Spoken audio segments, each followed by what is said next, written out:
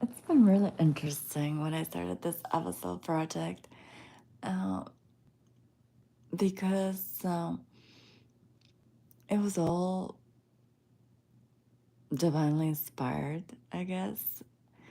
And the self portraits and the poetry was flowing through me and the downloads, and I didn't know what to make of it, but I just allowed it to come through and shared what was coming through in the form of creation. And now looking back, I see how it was this search for who I really am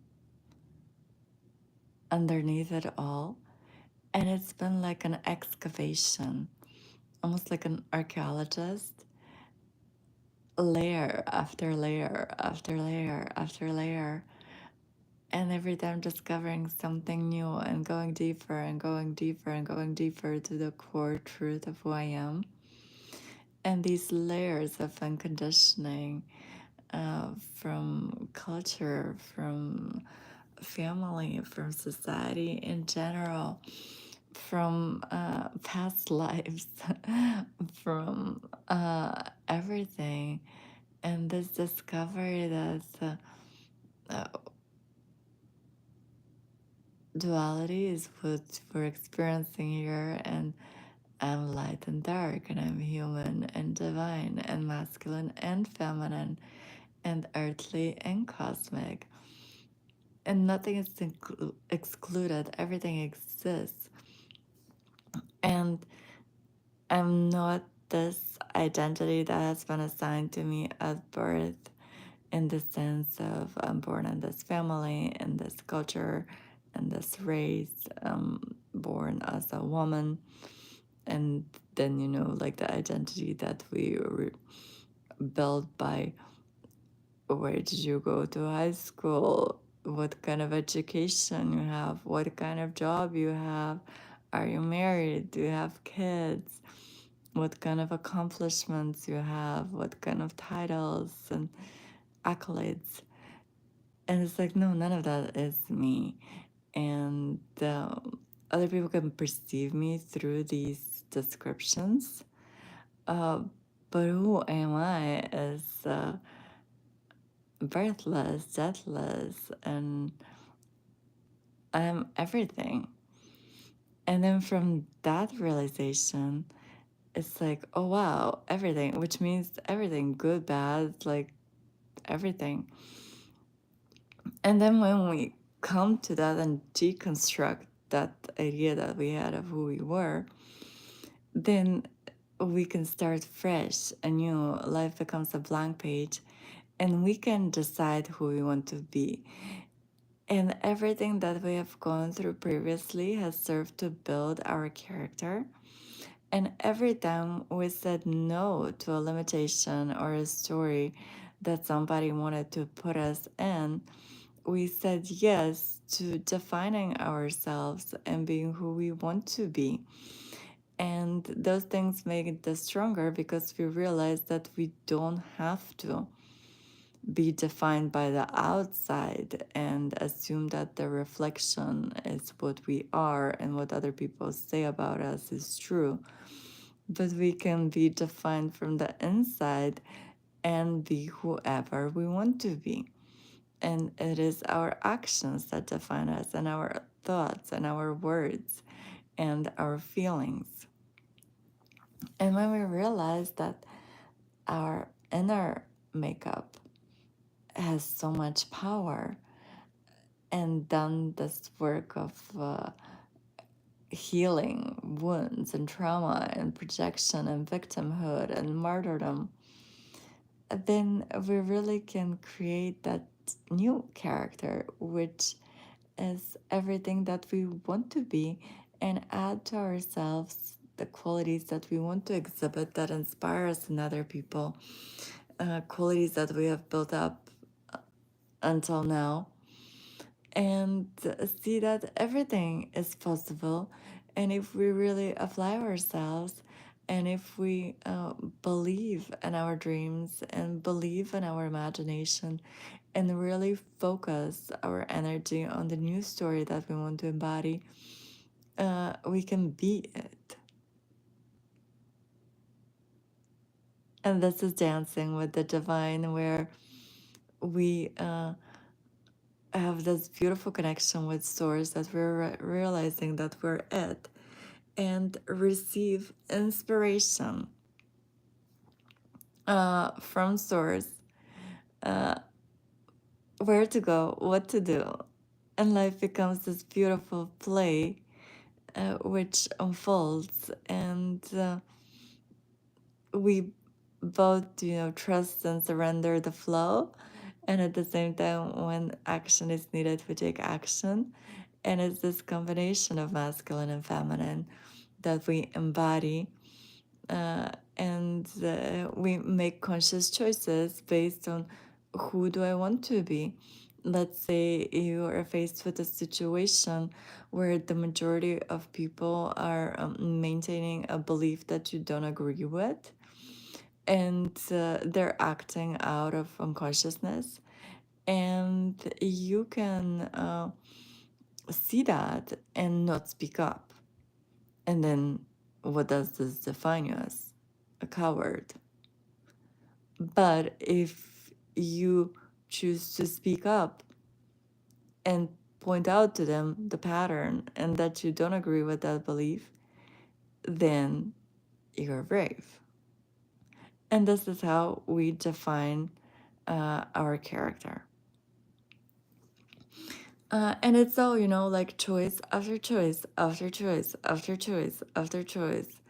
And when we make the choice out of awareness, we become more aware, more conscious. When we make the choice out of unconsciousness, an unconscious pattern that we have operating, it's an opportunity to catch ourselves before we make the choice. And then if we make the choice and find ourselves in something that we don't quite like, or we see that we're repeating a pattern, we can make another choice. And in this way, we become conscious. Because the moment that you realize, wait a minute, why am I doing this? Let's say, for example, very simple. You decide your new character is really fit, taking care of their health, and making sure that they age gracefully and they stay in good shape. And you look through your diet, you decide, I'm going to make those changes and I'm going to start to exercise and choose a workout, whether it's the gym or yoga or dance or whatever fits like your idea, Tai Chi.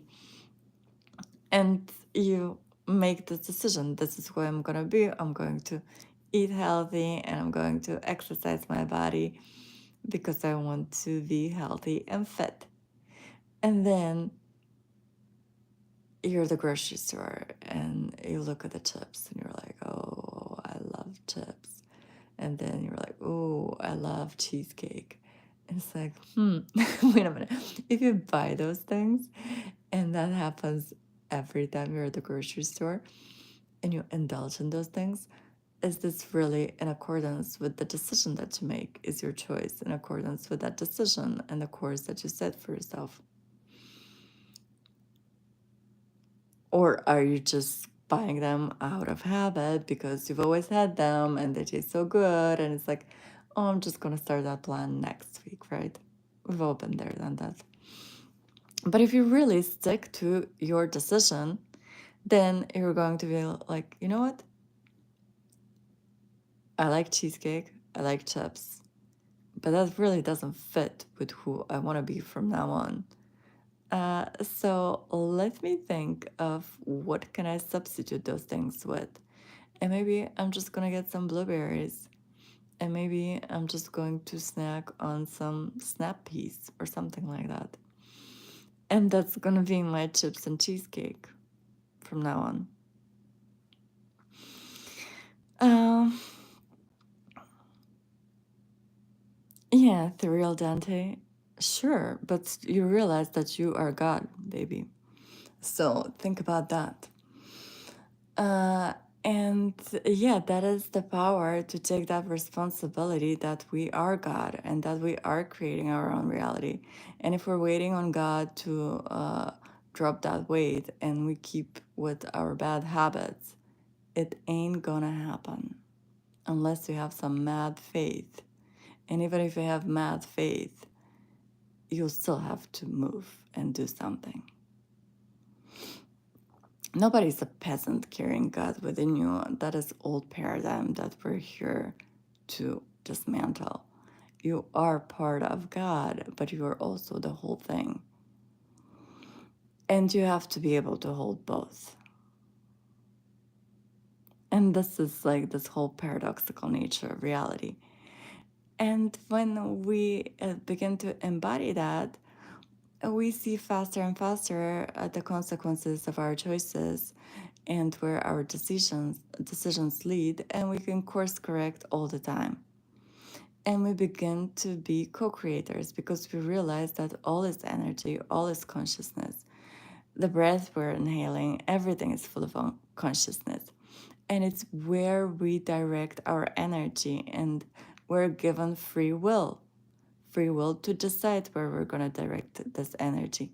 And are we going to keep directing it towards a disempowering story we're telling of ourselves and just sit and watch from the sidelines?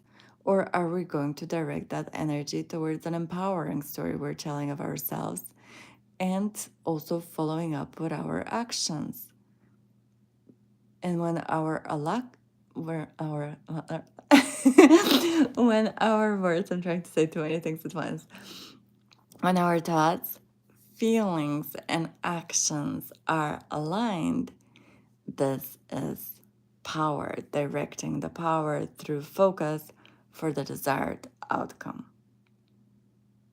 And this is Godhood realized. And when the outcome is an inspiration that we have received from the divine, and everything that comes from God is based on love and the realization that there is no other, and the golden rule: what you do to others, you do to yourself. So when things are in accordance with that, then the blessings keep pouring and you keep sharing them, and you become this vessel for goodness and for newness, because you go into the unknown and explore and bring new ideas and bring new inspiration, and you bring new solutions to existing problems. And it's this constant ever renewing of the mind, of the heart, through the power of the spirit. And life is this beautiful dance where you're present in the moment, you are alive, and you are dancing for the sake of dancing, not for the sake of getting anywhere or achieving anything, but for the sake of sheer enjoyment and play. Yay!